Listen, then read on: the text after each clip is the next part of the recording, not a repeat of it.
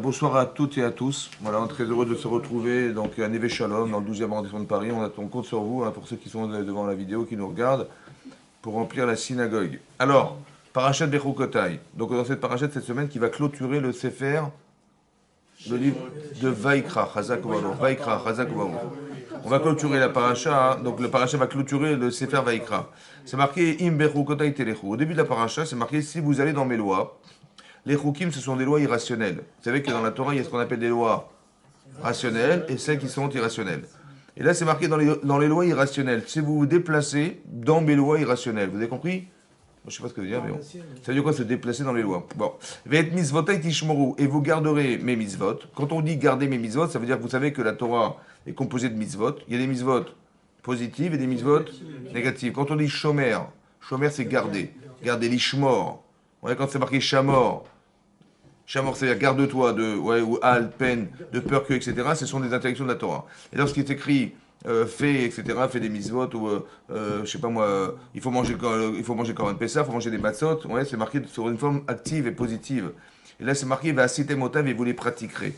Donc on nous demande évidemment de conserver, de ne pas transgresser la Torah autant que de faire les mitzvot de la Torah.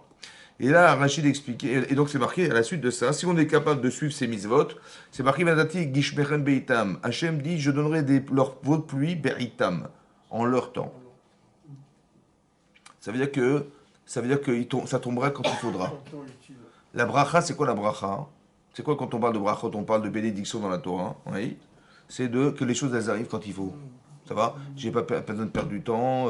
Comme si que la bracha était là pour combler le temps. C'est-à-dire le temps qu'on aurait pu perdre à faire autre chose, grâce à Dieu, on a eu une multiplicité de choses, ou bien c'est tombé exactement au moment où il fallait que ça tombe. On veut surtout pas qu'il y ait des tempêtes en été et qu'il pleuve en été, alors que c'est pas la période, c'est l'hiver. Il faut qu'il pleuve en hiver et surtout pas en été, d'accord? Parce que l'alimentation de la terre, elle doit se faire par l'eau de l'hiver et pas trop d'eau, parce que si c'est trop d'eau, c'est dangereux, ça va inonder le monde et il fallait surtout pas. C'est pour ça qu'on dissociait la demande qu'on fait en priant Hachem en hiver et en été. On dit Barech Alenu, on demande la pluie en hiver, et on demande Barechenu, on dit on change. Pourquoi on change? Parce que la demande que nous faisons, elle est réservée à une période de l'année.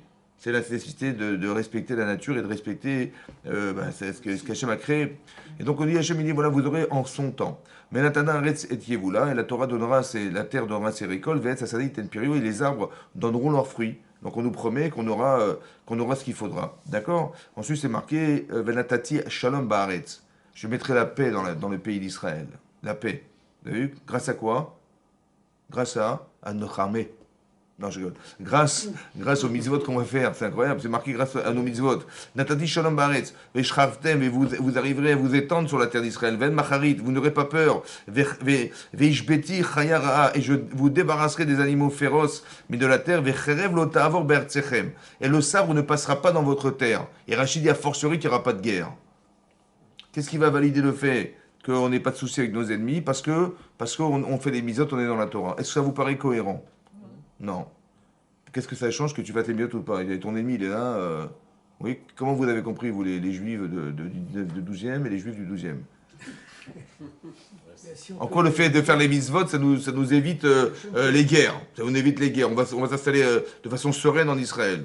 Qu'est-ce que ça a à voir? Mais pourquoi? Parce qu'on fait les mitzvot, alors ça nous épargne de la guerre. Parce qu'on est dans une démarche positive. C'est ça. On ne crée pas de la négativité autour de nous. Donc les gens nous respectent. Donc les gens nous respectent, c'est ça. C'est ça que vous voulez dire. Il nous revient, moi ce que je pense, oui. que dans une vue un peu contemporaine, quelqu'un qui diffuse de la positivité autour de lui, tel qu'il soit, c'est rare qu'il soit attaqué. Khazak, c'est vrai, il a raison, c'est vrai. Si on sème l'abondance, on sème ça, on reçoit. On récolte ce qu'on a semé. C'est ce qui a marqué dans les Pirkei Avot. C'est dans les Pirkei Avot, dans les Maximes des Pères, c'est marqué Ezeu Mechoubad. Qui c'est qu'on respecte dans la vie? À Mechabed et Tabérot, celui qui respecte les gens. En fait, vous respectez les gens qui vous respectent. Alors, c'est ce que vous dites, vous diffusez de la positivité, vous êtes entier avec les gens, etc. Et ça vous permet d'être respecté. Mais là, on voit que c'est beaucoup plus ample que ça. C'est pas un rapport, en fait, humain entre les personnes qui fait que... C'est vrai que dans l'épisode, c'est comme ça, vous avez raison. On est respectueux de l'autre, on fait très attention. Il y a des lois très très spécifiques dans le rapport à l'autre. Ouais, dans le fait de partager sa vie avec les autres, de comprendre la souffrance des gens, de combler le manque des autres, ça fait partie des valeurs de la Torah. Mais là, c'est marqué autre chose. C'est extraordinaire parce que Rachid nous dit comme ça. Rachid nous ramène un midrash, ça s'appelle un Torah de Kohanim. Un midrash s'appelle Torah de Kohanim. Et là-bas, c'est marqué comme ça. Im bechokotai teleru, si vous allez dans mes lois. Rachid dit Yachol zekium mitzvot. Comment traduire le fait de se déplacer dans la loi? Alors Rachid dit peut-être, le Midrash dit peut-être que c'est l'accomplissement des mitzvot. C'est ça, de se déplacer dans la loi. Arrête, un mitzvot. Lorsque le texte continue et dit « vous garderez mes mitzvot », arrête kiuma mitzvah amour. Voilà qu'on a parlé de l'accomplissement des mitzvot. Donc il n'y a pas de répétition dans la Torah en nous disant 2 fois la même chose. Non. Alors qu'est-ce que veut dire « vous allez dans mes lois » Oui, alors Rachid dit que c'est quoi d'aller dans ces lois? Shetiu amelim batorah. Qu'on doit faire des efforts dans la compréhension de l'étude de la Torah. Des efforts dans la Amel en maître, ça veut dire en quoi? Ça veut dire quoi Amel? Amel en hébreu, ça veut dire faire des efforts. Oui, à faire des efforts. Amel, ouais, c'est ça. Adam le Amal Yulad. On a été créé pour faire des efforts. Après, quels efforts tu vas faire? Alors, tu peux faire des efforts en vain, ou tu peux faire des efforts qui vont t'amener quelque chose de fantastique, ou des choses qui vont. Tu mets des efforts dans la compréhension. Où est-ce qu'il vaut mieux mettre des efforts, à votre avis? Dans le travail ou dans la compréhension? Dans la compréhension. Pourquoi?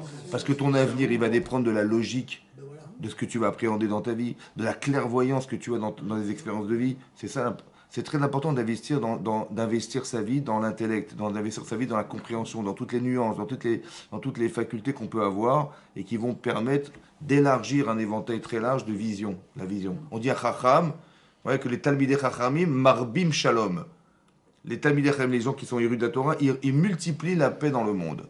Parce qu'ils savent exactement faire des nuances, ils savent exactement mettre des limites. Exactement, vous avez compris? C'est quoi le shalom? Comment on traduit le shalom en français? Hein, la paix. Ouais, la paix des ménages. On dit shalom baït, la paix des ménages. Mais en fait, on peut expliquer un peu autrement. En vérité, la paix n'est que l'extrapolation de l'ordre. Je m'explique. Je vais vous dire en français parce que j'ai peur quand ça. On dit les agents de l'ordre. Vous avez remarqué? Ouais. On dit pas, ouais. On dit les agents de l'ordre. C'est quoi? Pourquoi? Parce que, par exemple, vous avez une guerre.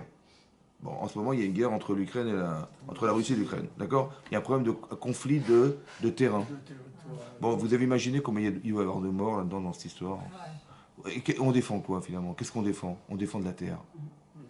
Vous mettez la terre sur la balance, vous mettez un petit peu de terre là, et vous mettez la vie humaine en face. Qu'est-ce qui pèse plus lourd? Et là, qu'est-ce qui pèse plus lourd?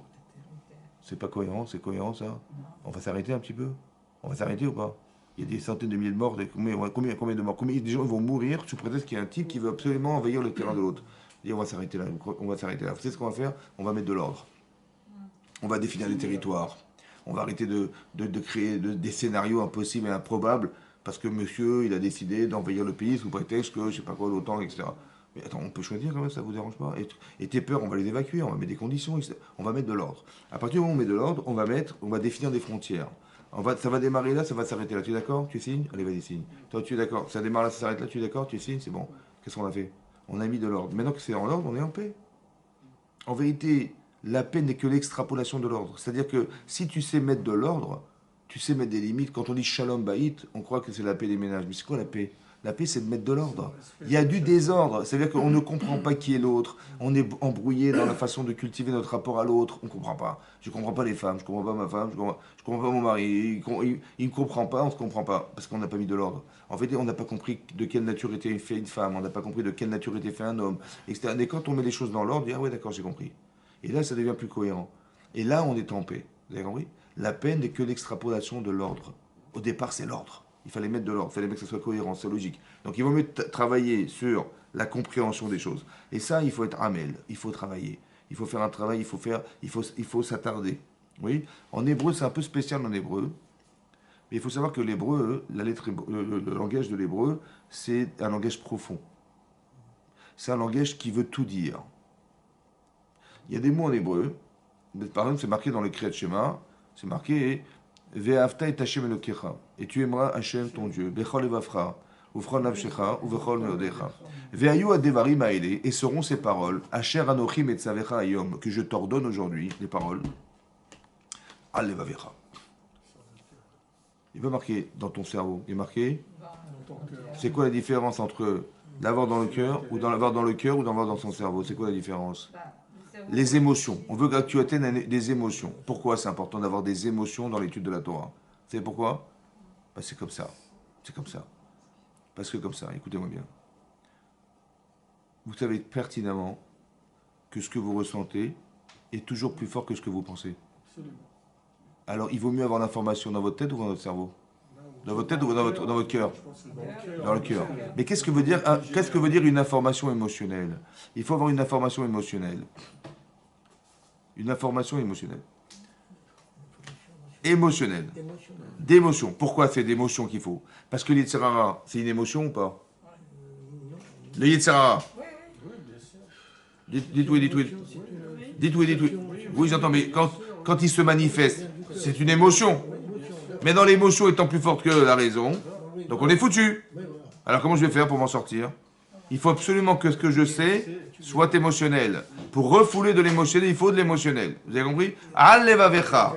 Il faut dans ton cœur. Mais dans la différence fondamentale, je vais vous expliquer. Dans la Torah, c'est marqué dans les Pirkei Avot. On dit Ezeu ben Chorin. Qui est-ce qu'on appelle un homme libre? Qui est libre? Alors on ne dit pas libre, ça veut dire qu'il a des chaînes aux pieds, on va lui couper ses chaînes. Non, on parle libre. On est souvent prisonnier de ses complexes. On n'ose pas faire, on n'ose pas dire, on n'est pas courageux, on est prisonnier. Ça va? De plein de choses, on est prisonnier. Comment tu vas te libérer de ça? Comment tu vas faire? Ezeu ben Chorin, c'est qui est libre? Il est marqué Ela Mishe Osek Batorah. Celui qui œuvre dans l'étude de la Torah. Pourquoi? Parce que les solutions, elles sont marquées où? Elles sont dans la Torah. Parce qu'un jour, on t'aura. Ah, mais je rigole pas. Un jour, on t'aura, tu verras. Ouais? On t'aura. Ça veut dire quoi? Ça veut dire que on étudiera parce que la Torah, ça apporte des solutions. D'accord? Quand vous allez étudier, il faut savoir étudier la Torah. Mais quand on sait étudier la Torah, ça nous amène des solutions. Mais non, c'est marqué que qui c'est qui s'appelle libre? Seulement celui qui étudie la Torah. Pourquoi? Parce qu'il y a marqué dans l'étape de la loi, Hachem, il a demandé à Moshe Rabbeinu de tailler les pierres. Et Hachem, il a gravé dans le texte les 10 commandements. Et là-bas, c'est marqué dans les Pirkei Avot, dans les Maximes et Pères, ne lis pas Charout, creuser, mais Cherout, libre. Comme si que pour être libre, il fallait creuser. L'information, elle ne doit pas simplement être imprimée, elle doit être creusée. Dans votre cœur, c'est pas. Il ne faut pas que je vous imprime. Comme je vous dis, vous imprimez ce que je vous dis ou pas? Je ne veux pas que vous imprimiez. Je veux que ce soit gravé. Gravé, ça veut dire qu'on va gratter. Il faut que quand je mets ma main sur la pierre, je sens il y a un creuset là-dedans. Ça va? C'est l'assimilation. Il faut qu'on arrive à creuser. Comment on arrive à creuser? Parce que plus vous réfléchissez, plus vous êtes sensible à ce que vous dites, et plus ça va vous faire réagir. C'est ça. Pourquoi ça ne doit pas être imprimé simplement? C'est quoi la différence entre imprimer un texte sur une feuille et graver le texte dans le cœur? C'est quoi la différence? C'est pas suffisant parce que imprimer, ça veut dire bon, c'est un peu volatile, alors que vous avez raison. Quand on l'assimile ou on le creuse, c'est différent, c'est plus profond. Ça fait partie de vous. Alors je m'explique comment ça marche. Écoutez bien. Quand je prends l'encre et je mets sur la feuille, il y a deux corps. Il y a le corps de l'encre et le corps de la feuille. Comme si qu'il y avait ce que je suis et ce que je pense. Non, je veux pas que ce soit comme ça. Tu dis mais je t'avais dit que c'était comme ça. Oui, tu as raison, mais je m'en fous. Ça va? T'es content ou pas? Parce que je fais la différence entre l'encre imprimée et moi. L'information, c'est de l'encre imprimée. Je ne veux pas. Par contre, quand tu creuses, ça fait corps avec toi. Ça fait corps avec toi. Il n'y a pas de différence entre l'information et toi. C'est ça qu'on dit Al-Levavecha. Il faut que vous arriviez à ce que ça arrive au cœur. La preuve que c'est comme ça. Écoutez bien, la différence. Avec ça, on peut comprendre des choses dans la Torah, vous allez comprendre. Il faut toujours se poser des questions. C'est très important que vous questionnez le texte. La Torah, c'est fait que de questionnements. Dans la Parashat Yitro, c'est marqué là-bas, Vaishma Yitro. Yitro était le beau-père de Moshe Rabbeinu. Yitro était le beau-père. Et là-bas, c'est marqué que Yitro, c'était un philosophe, c'était le pape. À l'époque, c'était le pape. Ouais, c'était lui, Cohen Midian, c'était lui le prêtre de Midian. Et qu'est-ce qui s'est passé? Il a fait Teshuvah, Yitro. Mais à la suite de quoi? À la suite de deux événements qu'il a entendus, qui l'ont bouleversé, révolutionné. Il a entendu la guerre contre Amalek, qui a priori l'a bouleversé, et il a entendu l'ouverture de la mer Rouge.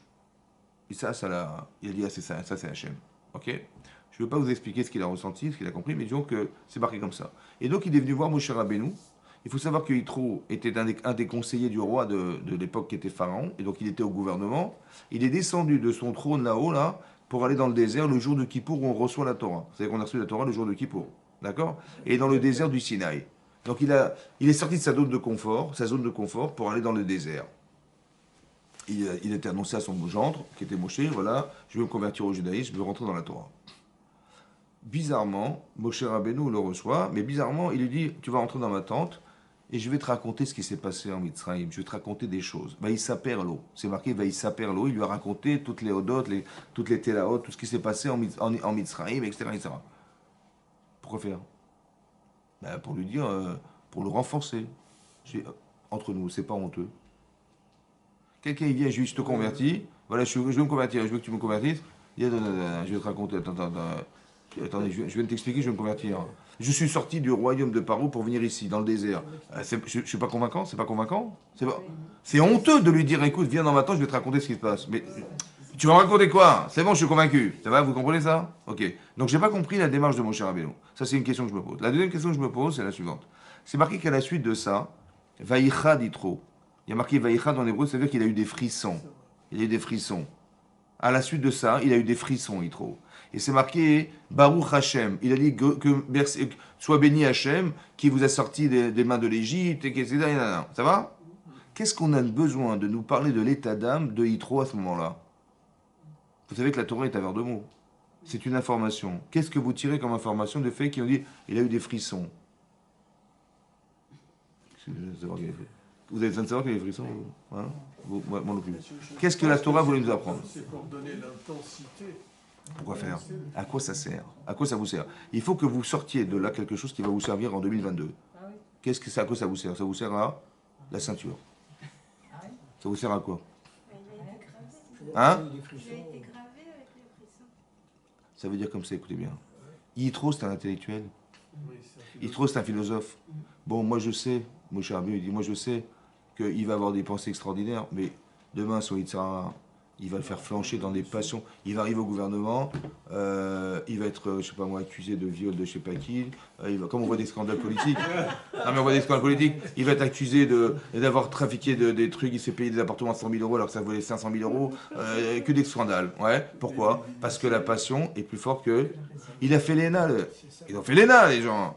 Des gens brillants, intelligents, on leur fait confiance. Tralouette. Voilà. Pourquoi c'est comme ça? Mais pourquoi c'est comme ça? Vous savez pourquoi? Parce qu'ils n'ont pas le frisson de leur ils n'ont pas ressenti la gravité de ce qu'ils ont. Ils ont été dépassés par la passion. Alors Moshe Rabbeinu, il dit, écoute, viens, toi monsieur l'intellectuel et philosophe, viens chez moi. Je vais te parler et je veux que tu arrives, en sortant d'ici, à ce que tu aies des frissons. Que ce que je vais te dire, il faut que tu frissonnes. Pourquoi? Parce que l'Yetzirara, il ne va pas vous venir intellectuellement vous expliquer que la Torah est fausse. Non, il ne va pas y arriver. Par contre, il va vous donner envie. C'est corporel. Alors il faut que mon corps, il ressente ce que ma tête pense. Vous avez compris ça? Il faut quand je sors d'un cours, j'ai des frissons. Pourquoi? Parce que je ressens l'information. Et maintenant, tu me dis, mais tu vas lâcher ça? Ah, je peux pas. Tu vas trahir ce que tu ressens? Non, je peux plus. Vous avez compris? Quand tu dis non, je peux pas. C'est comme si je vous disais, est-ce que si un jour tu manques d'argent et ta mère, elle a laissé son portefeuille sur la table, il est entrouvert, il y a des billets qui sortent. Bon, t'es tenté de lui voler 50 euros? Hein? Mais jamais de ma vie. Mais pourquoi? Parce que les émotions que revêt le fait de la relation à tes parents fait que tu peux pas faire. C'est pas possible. Vous avez compris? Mais parce que tu ressens quelque chose que tu peux pas te permettre. Évidemment, mais c'est un ressenti. Ça veut dire qu'on nous demande à ce que la connaissance elle soit ressentie émotionnellement. C'est pour ça que je vous amène cette référence pour vous expliquer que si c'est marqué, il le dit viens, c'est pas pour rien. Quand il dit je te lâcherai pas tant que tu n'auras pas des frissons, ça veut dire qu'on avait besoin que la connaissance elle soit émotionnelle. Parce que la Torah, elle se ressent. Tu vas mettre dans ton cœur. C'est ça qui va te protéger. C'est ça qui va te donner envie de faire. Je viens parce que je sais que j'ai un intérêt. Vous avez, je sais que je ressens quelque chose. C'est ça que je ressens. Ça va? Et c'est ce ressenti qui me donne la force de pouvoir le faire. Ou la force de me retenir, de ne pas faire. Vous avez compris? C'est ça. Donc c'est marqué, c'est marqué... Comment c'est marqué dans le texte de la Torah? Donc il est marqué Ve'afta, tu aimeras Hachem ton Dieu de tout ton cœur, toute ton âme. Il est marqué Ve'afta Shemecha V'chol V'chol V'chol Tati B'taras. Après il est marqué quoi? Ve'aya im Shabbat Shmuel V'zotai Sharon. Pardon. Ve'afta et Hashem Elokecha bechol vavcha ufrol nafshecha ufrol modecha. Ve'ayu adevarim ha'ele et c'est asher anochi metzavecha hayom al levavecha. Ve'shinantam. Ça veut dire quoi Ve'shinantam? Chazak ou baruch. Ve'shinantam. Et tu les enseigneras. Mais non, Ve'shinantam et tu les enseigneras. D'accord? À tes enfants. Ouais, Ve'shinantam levanecha. Ve'shinantam levanecha. À quoi commence marqué? Vedi bartabam. Et tu parleras d'eux. Beshivtecha. Quand tu t'installeras. Beshivtecha. Bevetecha. Dans ta maison. Ouvlertecha vader. Quand tu te déplaces dans tes chemins. Il faut que tu parles de la Torah tout le temps. Tu leur fais à tes enfants. Tu te déplaces. Rien. Ouais, après marqué. Vayutafot bener. Après marqué. Ukshartam. Tu les attaches à tes bras. Et à ta tête. Ça veut dire quoi? La Torah, il faut qu'elle soit accrochée à tes bras dans tes actions. Il faut que tu agisses en fonction de ce que tu sais. Il faut que tu penses en fonction de ce que tu vas dire. À la lumière de ce que tu vas dire.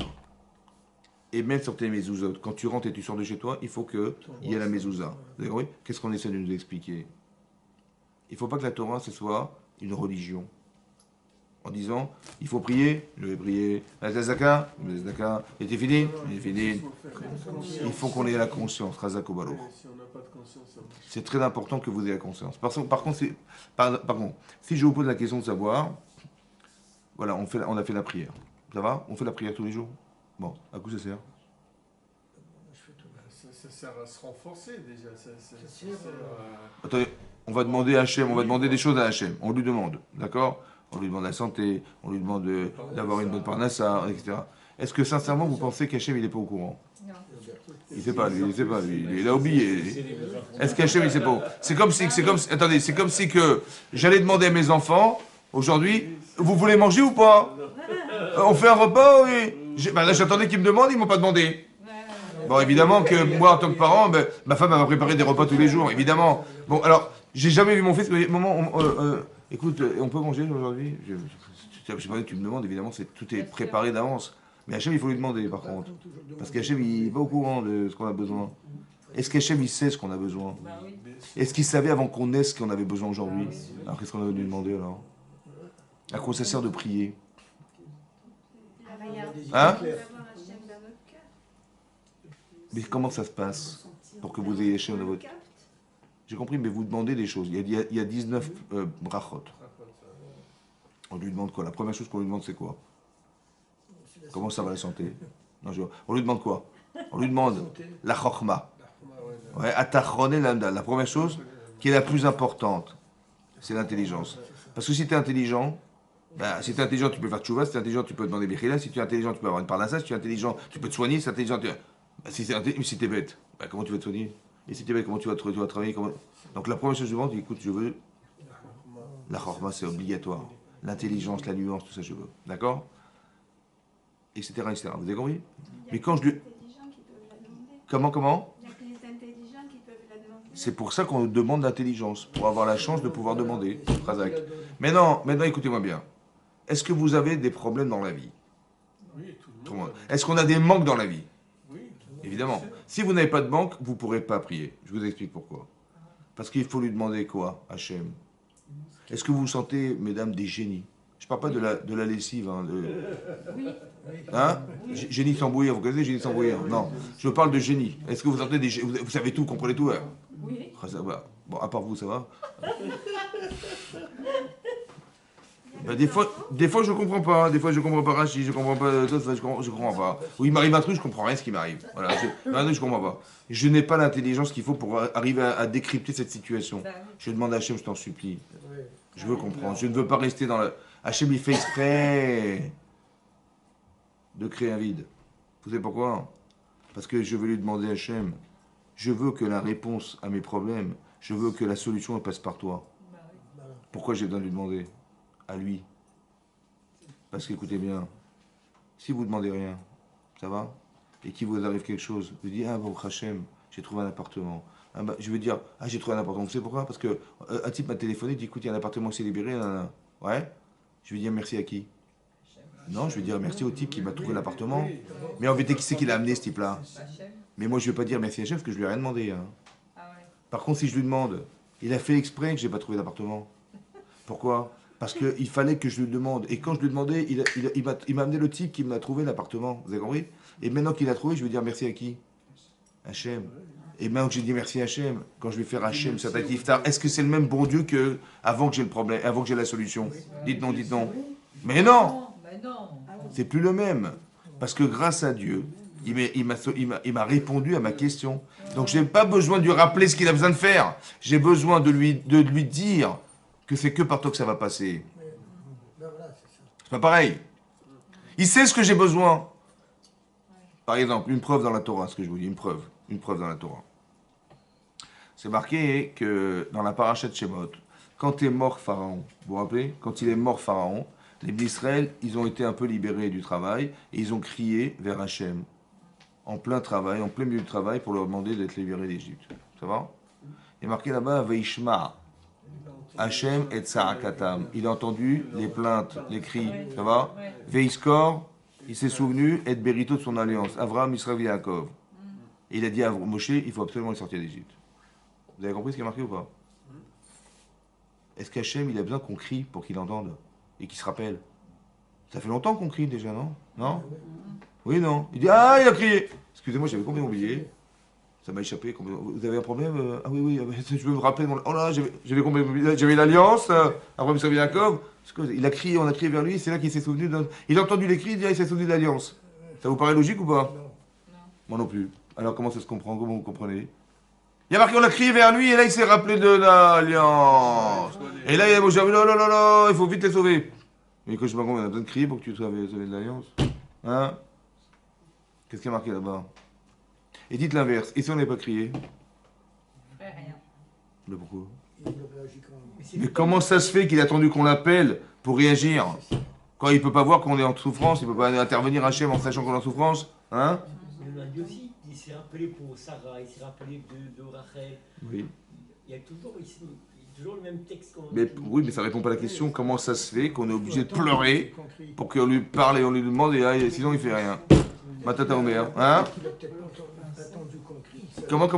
Peut-être qu'il n'a pas attendu qu'on crie pour agir. Mais si, vous voyez bien que c'est marqué clairement dans le texte. Il a marqué qu'ils ont crié, il score, il a entendu les cris, il s'est rappelé de son alliance. Hein? Il n'est pas amnésique, Hachem. Comment? Non, mais j'ai fait. C'est un autre sujet maintenant. C'est autre chose. C'est pour expliquer l'intervention d'Hachem. Quand est-ce qu'Hachem intervient? C'est parce que si on ne l'appelle pas, il n'est pas en nous. Et donc? Donc il est présent que quand on est présent à lui. Oui, mais comment c'est. D'accord, je comprends ce que vous dites. Mais comment. Si on l'appelle, on est dans sa. Qu'est-ce que je perds? Qu'est-ce que je gagne et qu'est-ce que je perds de ne pas l'appeler? Si on ne l'appelle pas, on n'est pas avec Hachem. Et donc? On est tout seul. Et bien donc on se débrouille tout seul. J'ai compris ce que vous dites. Mais pourquoi il a besoin. Alors qu'on se débrouille tout seul. Et là, il a dit non, il va intervenir, Hachem. C'est ce que je vous ai répondu. C'est ce que je vous ai répondu, madame. Si je ne fais pas appel à lui, il ne pourra pas intervenir. Pourquoi? Parce que si j'envoie les Américains en Égypte et qu'on nous sort d'Égypte, on va dire merci les Américains. Par contre, si je lui demande à Hachem, écoute, je t'en prie, il faut nous libérer de là, et qu'il envoie les Américains, je dirais merci Hachem d'avoir envoyé les Américains. Vous avez compris la différence? Donc il ne peut pas intervenir Hachem. Vous avez compris ce que je veux dire? Il ne peut pas intervenir si je ne fais pas appel à lui.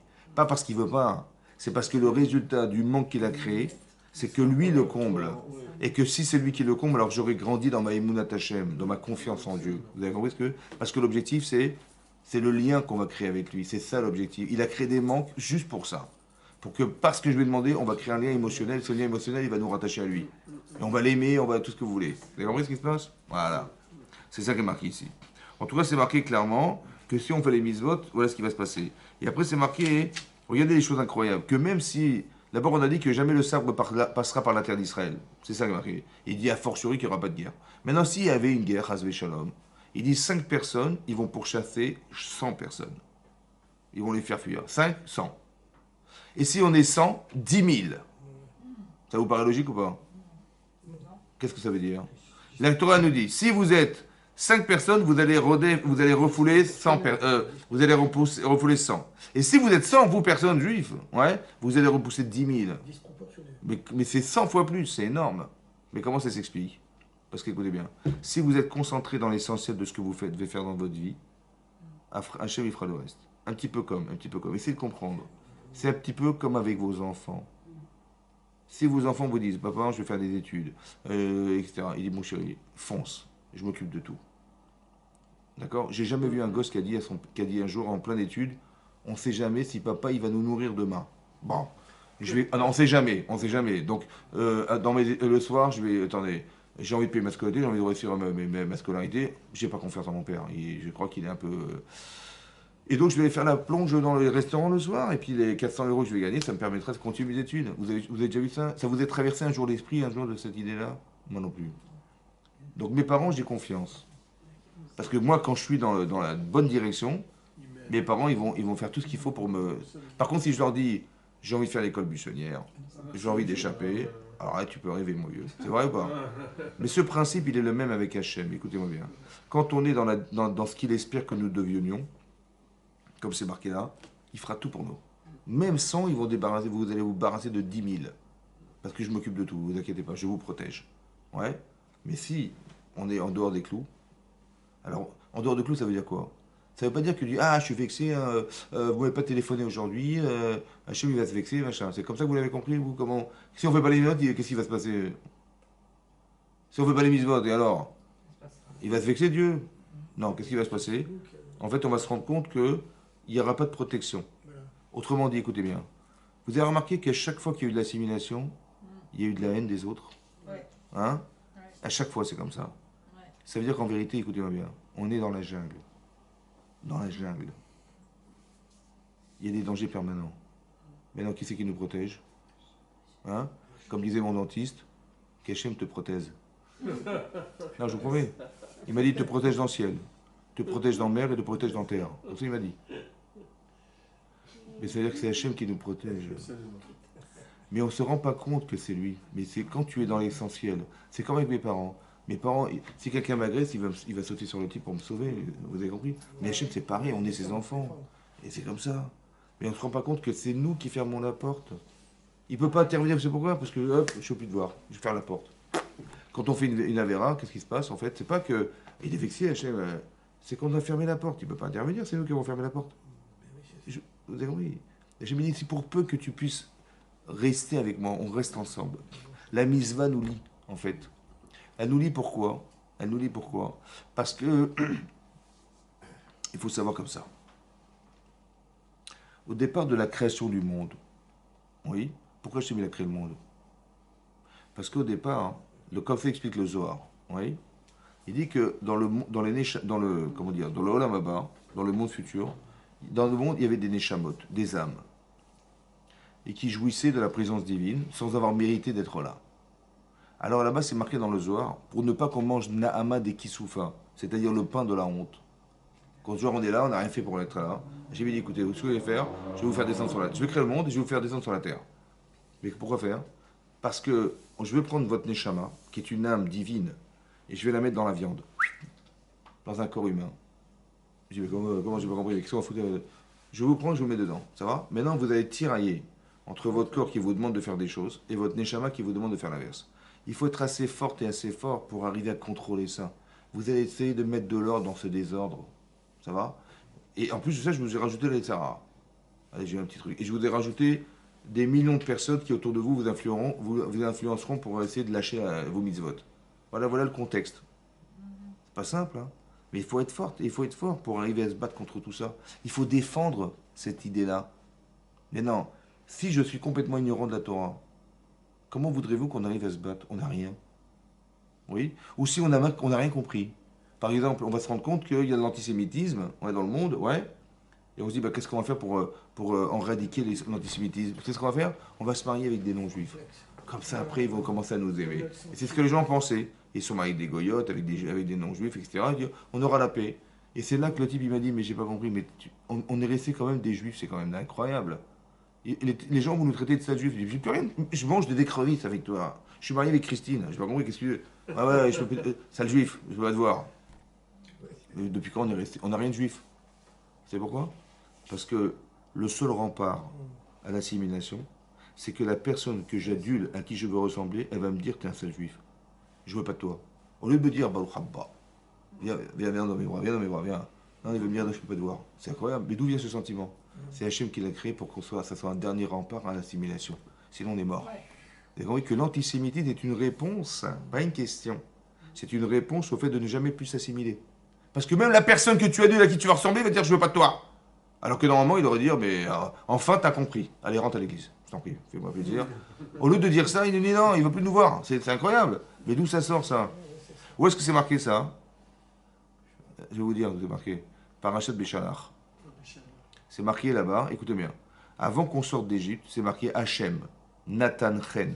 En français, ça veut dire Hachem, il a mis de la grâce. Nathan Chen. D'Ebné Israël, Be'ene Amitzrim aux yeux des Égyptiens. Tout à coup, on est devenus leurs copains. Et lorsqu'on leur a demandé, donnez-moi des choses et tout, ils ont donné le double de ce qu'on a demandé. Mais j'ai pas compris. Hier, tu me tapais dessus hier. Et aujourd'hui, qui c'est qui a mis la grâce aux yeux des Égyptiens? C'est qui? C'est Hachem. Si c'est lui qui a mis la grâce, donc c'est lui qui l'a enlevé. C'est avec la haine des autres, elle vient du fait que on n'est pas en adéquation. Et quand ça déglisse et ça dérape, le seul issue qu'il a trouvé Hachem pour nous sauver, hein, c'est que l'autre il me déteste. Et moi j'ai cru que la solution c'était, bah écoute, on va s'assimiler, comme ça il va plus nous détester. Mais plus tu vas le faire, plus ça va être une détestation énorme. Donc si tu étudies la Torah, tu vas comprendre que c'est pas ce chemin qu'il fallait suivre. Il fallait au contraire être fier de toi. Comme si que les goïms nous disaient, tu es un seul juif. Pourquoi? Tu ne respectes pas ce que tu es. Et c'est ça qu'il a dit. Alors que lui, il n'a pas pensé une seconde ça. Hein. Mais c'est qui lui a fait dire? C'est Hachem. Respecte ce que tu es. Vous savez, une fois, il y avait Rav Raikin, c'était le Rav d'Aix-les-Bains. Jamais on l'a traité de ce juif, ça n'existe pas. Et il sortait Shabbat de la yeshiva, il descendait la rue pour aller chez lui. Et il y a un gars, il dit, ça, juif. Il a jamais vu ça. Il a mis ses mains dans ses poches, il avait un mouchoir dans la poche. Il dit, ah, j'ai compris. Il portait Shabbat. Il ne s'était pas rendu compte, il n'avait pas vérifié. Il a dit, c'est pour ça qu'il m'a traité comme ça. Hachem m'a téléphoné en me disant, voilà, écoute, tu n'as pas respecté Shabbat.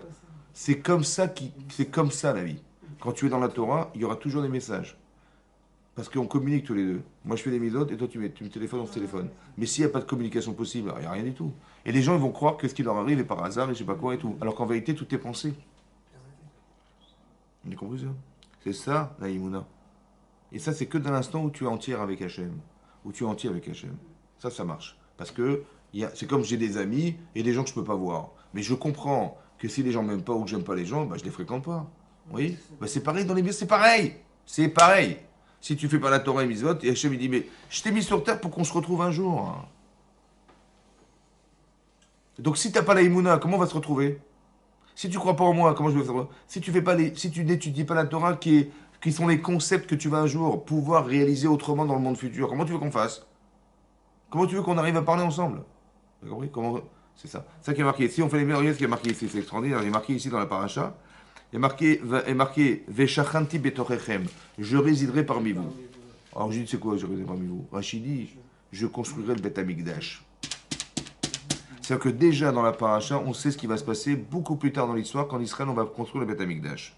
Hachem, il résidera parmi nous. C'est comme si Hachem, il voulait vivre avec nous. Nous, on croit que Dieu a créé le monde, comme certains philosophes pensent. Il dit, bon, ils ont essayé de nous débrouiller. Voilà, j'ai fait le boulot, voilà, débrouillez-vous. C'est pas du tout ça. Hachem, il veut absolument se retrouver avec nous. Absolument, absolument. Et quand on est en décalage, malheureusement, on l'a éloigné. Et lorsqu'on est dans la Torah et Mitzvot, on l'a rapproché de nous, il a dit, j'ai envie de rester avec vous. Et là, construisez le Beth Amikdash.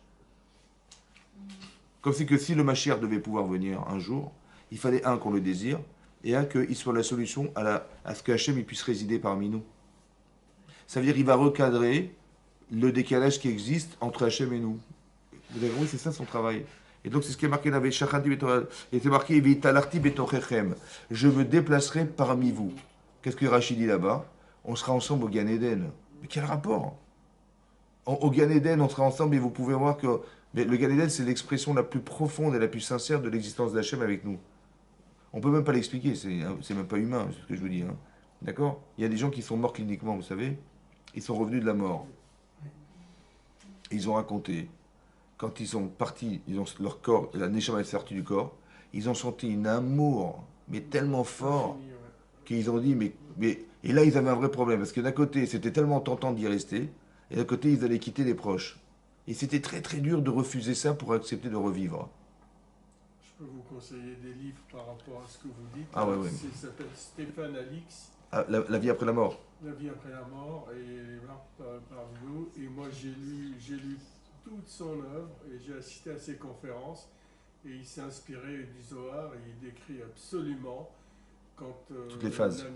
Toutes les phases, la lumière, etc. Ouais. Les gens qui viennent l'accueillir, si c'est le moment ou c'est pas le moment. Et par rapport à ce que Au jugement aussi. L'amour, il est tellement fort quand on lui dit de revenir dans son corps. Il ne veut pas quand il reprend vie, Ouais. il retrouvera jamais cette sérénité. C'est ce que je vous explique, c'est pas explicable. C'est pas explicable. Mais c'est très très puissant, très puissant. 4 ou 5 livres et 5 Non, il y a Eben Alexander, c'est un neurologue américain. Et moi, je parlais de Stéphane Alix, quand il a perdu, c'est un journaliste de guerre, qui a perdu son frère en Afghanistan, et il n'a pas pu, c'était à lui d'annoncer la mort de son frère. À ses parents. Il n'a pas pu le faire, il a arrêté tout son travail, il a presque perdu sa femme, tout ça, il voulait comprendre tout ça. Alors il a été voir des chamans au Pérou, il est parti dans le monde entier, il a même été voir des grands rabbinim, etc. Et un jour, ils l'ont mis, c'était, je ne sais pas si c'était en Argentine ou quoi, ils l'ont mis dans un état tel qu'il a revu son frère, etc.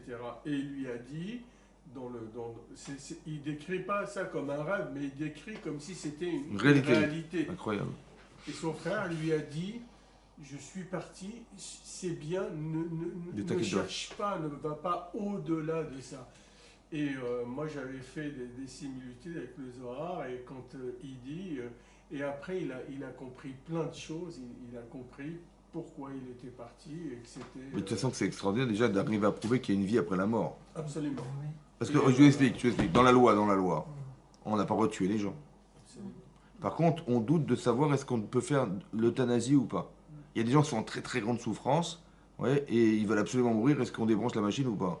D'un côté, on sait que c'est un meurtre, mais il dit, mais c'est quoi cette vie? Souffrir pour souffrir, ça sert à rien, alors il vaut mieux le débrancher, ça va? Pourquoi ils font ça? Parce que la vie s'arrête à l'instant T où on est sur Terre. Mais après, de toute façon, il n'y a plus rien. Donc ça ne sert à rien, vous comprenez? À cause de ça, c'est quoi cette vie de souffrance et de marque? Il vaut mieux débrancher, au moins il n'y a plus de souffrance. Et nous, on pense l'inverse. Qu'après la vie, il y a une autre vie. Vous savez, une fois, je ne vous ai pas raconté, mais il y avait un rave qui se trouvait à Bnei Brak, en Israël. Ouais.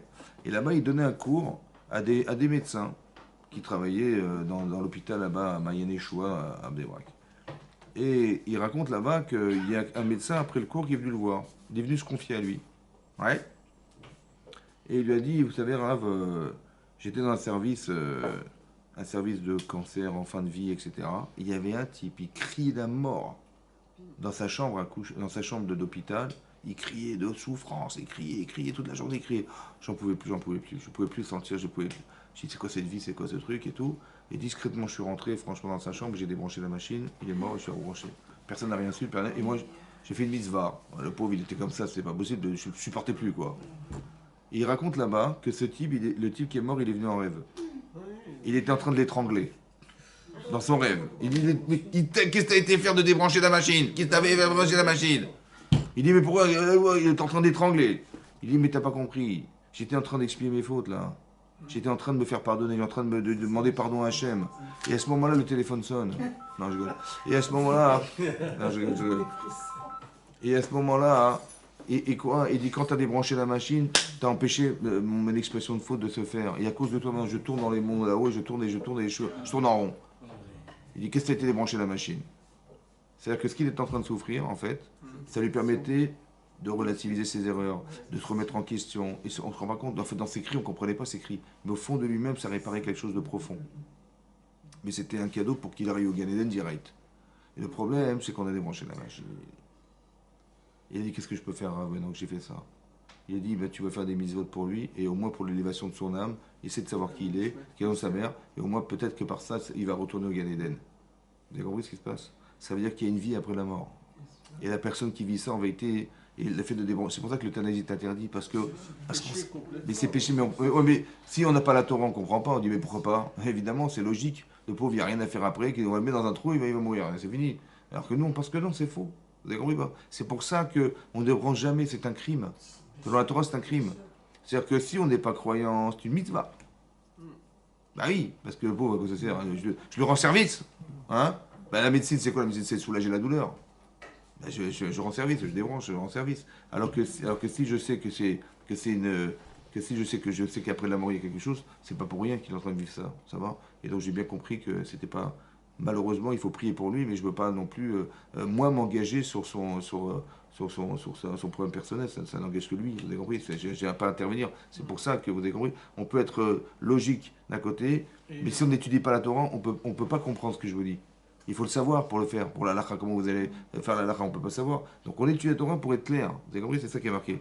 Et Hachem réside dans l'espace qu'on lui laisse. Et derrière, il est marqué Ve'iti lachem Eloki, ve'atem tiouil lam. Je serai pour vous Dieu et vous serez pour moi mon peuple. Ve'ani Hachem Elokirem asher otzeti etrem eretz Misraim, miyot lahem avadim, ajaim, etc. Vous avez compris? C'est très important que le but c'est d'arriver à créer le lien avec Hachem. C'est ça. Mais ça se passe que de cette manière. Il faut qu'on étudie la Torah. Il faut se trouver du temps pour ça. Et j'en ai pas de temps pour ça. Je n'ai pas le temps d'étudier. Comment je vais faire? Alors je vais demander une bracha à Hachem. La bracha, c'est la multiplicité. Pourquoi? Parce que je sais que l'essentiel de ma vie, c'est d'être clair dans les mitzvot. Je veux être quelqu'un d'orthodoxe. Je veux quelqu'un qui puisse pratiquer la Torah et les mitzvot. Je veux quelqu'un qui puisse être tranquille dans ça. Je veux savoir, j'ai peur de me tromper. Et j'ai très envie d'être clair dans ses idées. Le problème, c'est que j'ai pas le temps. Parce que je travaille, parce qu'il faut que je mange, que je dorme, comment je vais faire? Alors je dis Hachem, fais-moi une bracha. Laquelle? Que j'ai suffisamment de quoi gagner pour libérer du temps. Parce que c'est pourquoi je travaille, parce que j'ai pas le temps. Il faut bien que j'ai une parnassa, je gagne ma vie. Je t'en supplie Hachem, voilà, je travaille 8 heures, je vais travailler 6 heures. Et que je puisse survivre avec 6 heures. Tu veux ou pas? Il me dit bien sûr. Et Hachem il voudra ou pas? Bien sûr qu'il veut. Donc quand je lui demande ça, il va me dire bien sûr. Et donc je vais avoir une bracha laquelle? Soit elle est quantitative, que je vais gagner en 6 heures ce que je gagne en 8 heures, super. Ou soit hein, je vais gagner moins, je vais gagner ce que j'aurais dû gagner en 6 heures. Seulement il y aura une bracha, laquelle? C'est que ce que tu vas manger, ça va te suffire. Contrairement à la logique. Comme ici, tu dis il y a 5 qui vont gagner 100, c'est incohérent. Il y a 100 qui vont gagner 10 000, c'est incohérent. Mais dès l'instant où tu rentres dans la volonté d'Hachem, Hachem il va faire des choses en cachette, que tu ne les verras pas. Et il y aura une bracha dans ton ventre, que tu vas manger 100 grammes, ça va te suffire pour comme si tu as mangé 1 kilo. Tu dis comme c'est pas possible, parce que tu es entier avec Akadosh Baruch Hu. Alors Hachem il est entier avec toi. Ça va? C'est ça qui est marqué. C'est-à-dire que je demande du temps. Veshinantam levanecha, en hébreu, Shana, ça veut dire l'année. C'est l'année. Mais Shana, ça veut dire aussi Mishnah. C'est quoi la Mishnah? L'enseignement. Veshinantam, c'est l'enseignement. Shana, ça veut dire aussi changer. Les Shanot. Et Shana, ça veut dire aussi répéter. Lechem Mishne. Vous avez vu, Lechem Mishne, c'est le pain double qu'on mange à Shabbat. Il y a deux parts de. Pourquoi Lechem Mishne? Pourquoi on prend deux pains? Le Shabbat? Chazak ou Baruch. Hein? La manne. Parce que la manne, il y avait deux parts de manne qui tombaient le vendredi. Vous vous rappelez? Une pour le vendredi et une pour le Shabbat.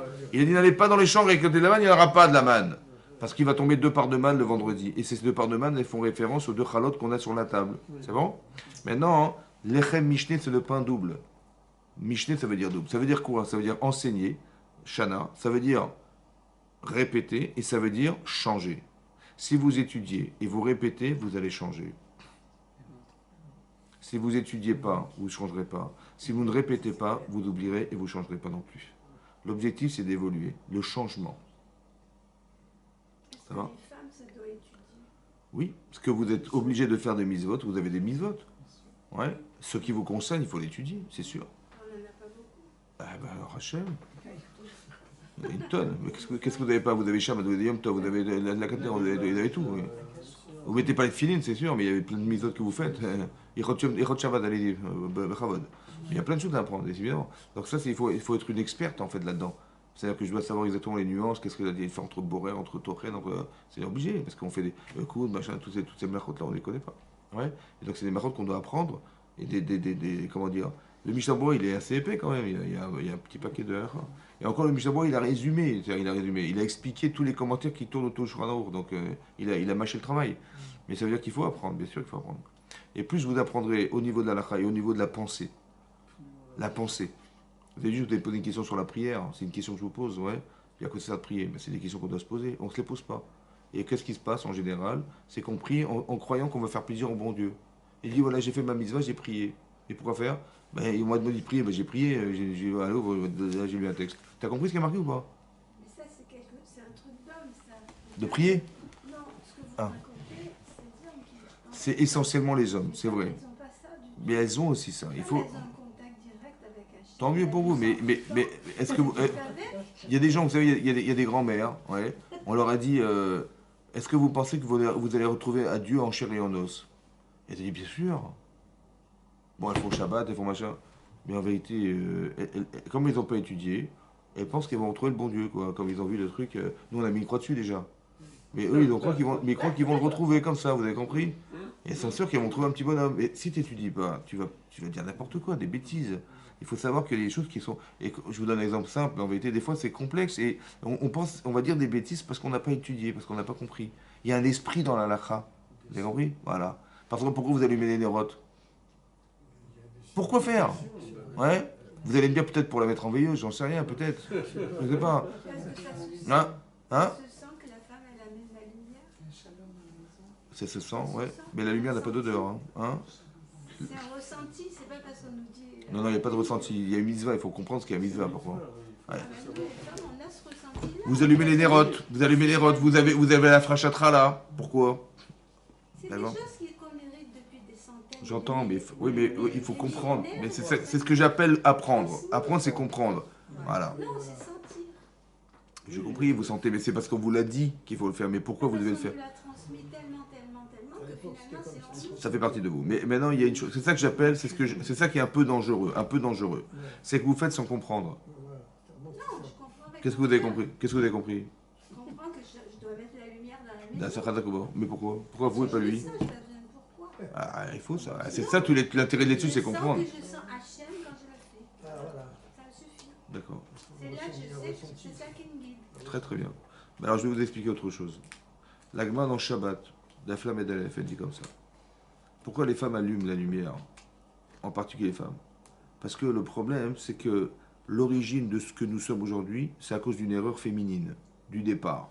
C'est Chava qui propose à son mari de manger du Etzadat. Et là-bas, elle n'a pas été éclairée dans son choix. Alors elle va devoir réparer son problème de d'éclairer sa lumière, de mettre la lumière là où il n'y en a pas. À part ça, la chala. La chala, pourquoi elle prend la chala? La Gemara dans Shabbat, elle dit là-bas. Pourquoi? Parce que Hachem crée le monde. Ça va? Maintenant, qu'est-ce qu'il a fait Hachem pour créer le corps humain?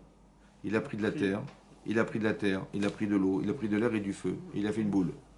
Bon, une petite boulette. Et avec ça, il a fabriqué le corps humain. Et dans ce corps humain, il a mis le neshama. Il a soufflé. Donc c'est quoi la chala du monde? Bah, c'est l'être humain. Oui, non? Il a prélevé de la terre, il a prélevé de l'eau, et regarde, il a fait une petite boulette. La chala du monde, c'est ça. Est-ce qu'elle a respecté la chala, sa femme, qui était son mari? Non. Alors Hachem, il dit, dorénavant, quand tu feras la chala, tu prélèveras, tu donneras au Kohen. Elle a une kedusha, elle a une spécificité, elle va nourrir les Kohanim. Tu respectes la chala?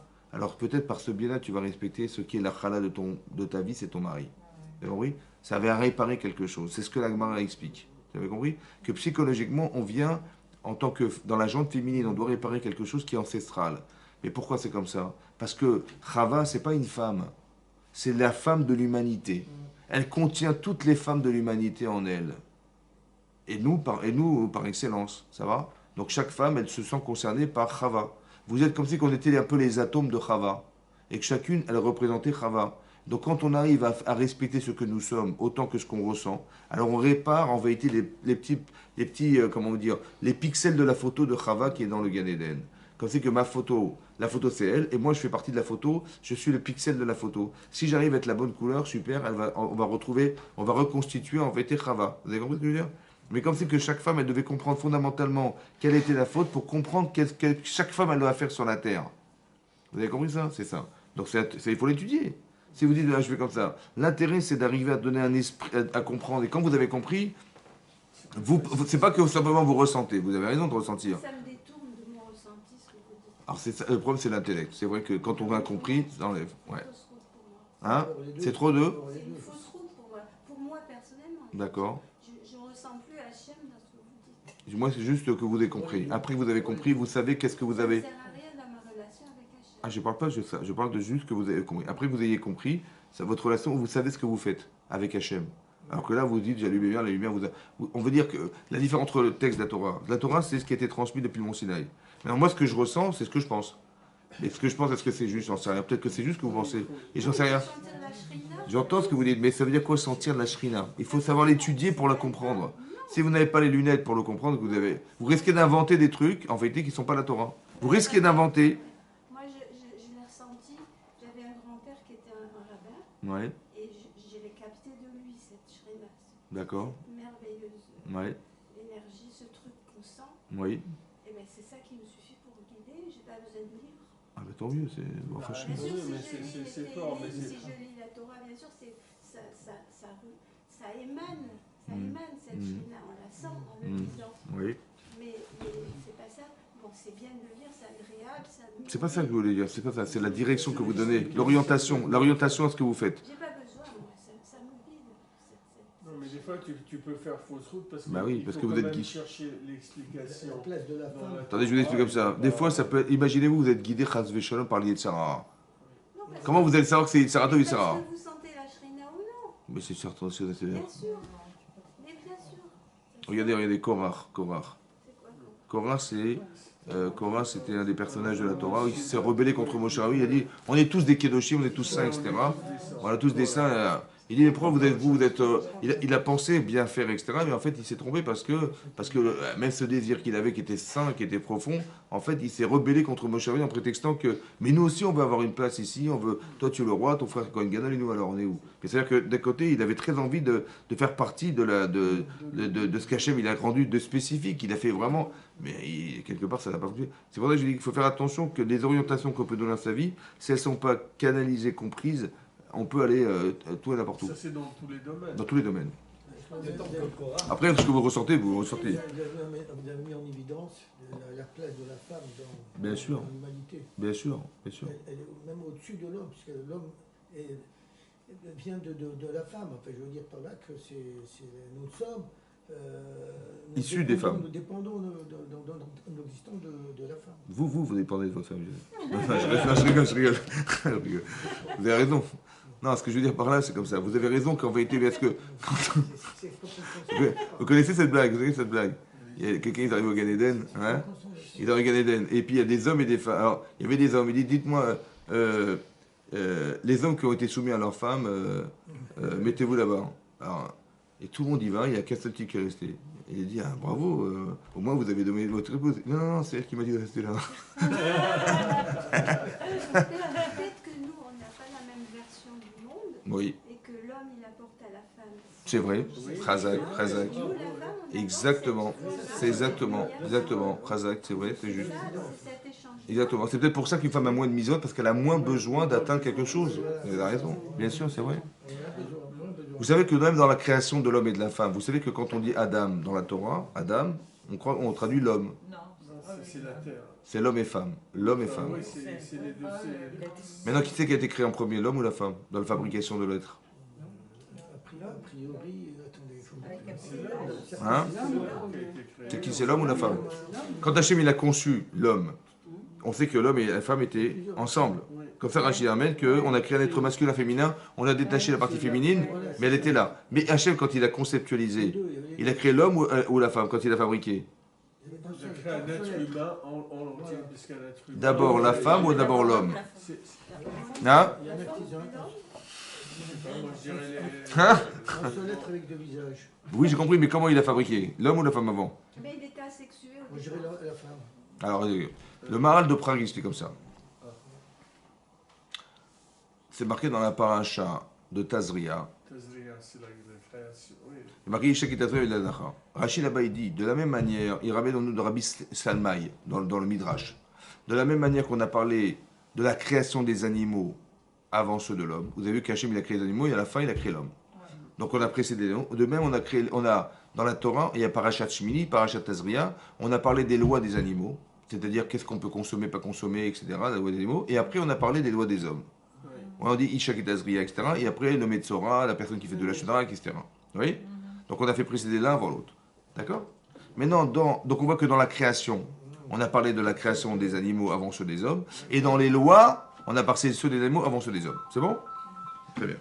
Et dans Tazria, la paracha, Elle commence par elle commence Par dans Dans Tazria, c'est si quelqu'un désire avoir un enfant mâle. On parle de Isha qui Tazria. Oui. Et après, on parle de l'homme. Voilà. Il dit donc de là, on a une allusion pour dire que la création de la femme, elle s'est faite avant l'homme. Parce qu'on parle de la loi de la femme avant ceux de l'homme. Comme on a parlé de la loi des animaux avant ceux des hommes. Il dit donc, puisqu'on a parlé des lois des femmes, une femme qui va accoucher, voilà ce qu'elle doit faire, etc. Et après, on nous parle des lois des hommes, c'est que la femme, elle a été fabriquée avant l'homme. Comme ça, il prouve. Que d'abord, il a fait la femme, et après, il a créé l'homme. Vous avez compris? Il dit, c'est pour... Il dit, c'est... À quoi ça sert, justement, à quoi ça sert? Ça sert à parler, en fait. Non, ça sert à dire comme ça. Il donne l'exemple, le Maharal, il dit que vous avez vu que la femme, elle fait la bat mitzvah à 12 ans. et l'homme à... 13 ans. Mais pourquoi elle est plus mature que son mari? Elle est plus mature que l'homme parce qu'elle a été créée, fabriquée avant. Cette maturité, elle attire du fait que... Les scientifiques aujourd'hui. De dingue. Vous avez compris que ça sert, La hein? maturité d'esprit de la femme est en moyenne de 4 ans par rapport à. Ah, la maturité. Ouais. Enfin, si la femme était créée avant l'homme, Oui, elle a fabriqué avant. Fabriqué. Enfin, Yitzer Elohim, c'est la fabrication. Oui. pourquoi la femme naît parfaite Elle n'est parfaite. alors que l'homme crée imparfait? Il faut lui sortir la brique. Elle n'est parfaite. Parce qu'on a expliqué, je vous ai expliqué. Le fait qu'Hachem, il ait créé un être féminin, c'est qu'en vérité, elle a déjà quelque part quelque chose qu'on lui donne. Vous voyez? Elle a quelque chose à donner. Alors que l'homme, il a quelque chose à transformer. L'Agma dans Yvamot, elle dit là-bas, par exemple, l'Agma dans Yvamot, elle dit, on a de la semence, d'accord, qui est liquide, et la femme, elle fabrique un bébé avec. On lui donne un morceau de viande crue, et elle va le cuire. Vous donnez de la farine, elle en fait des gâteaux. La femme est là pour transformer la matière. C'est ça. Elle transforme. Vous lui donnez un truc à l'état brut, et elle transforme les choses. C'est la force de la femme, ça, c'est la force. Comme ça dit l'Agma, hein. Et après, on s'étonne que leur mari grossit. C'est ça qui est dingue. Non, c'est vrai, c'est ça qui est dingue. Le couscous boulette, ouais. Mais le couscous, c'est très important parce que prenez-en de la graine. Vous allez comprendre. Non, mais c'est vrai, prenez-en de la graine. Razak, messieurs, dames, voilà, je suis désolé, j'ai un mariage, je dois partir. Razak ou Baruch, je vous remercie. Ça nous a fait plaisir de se retrouver, mon Hachem. À moi.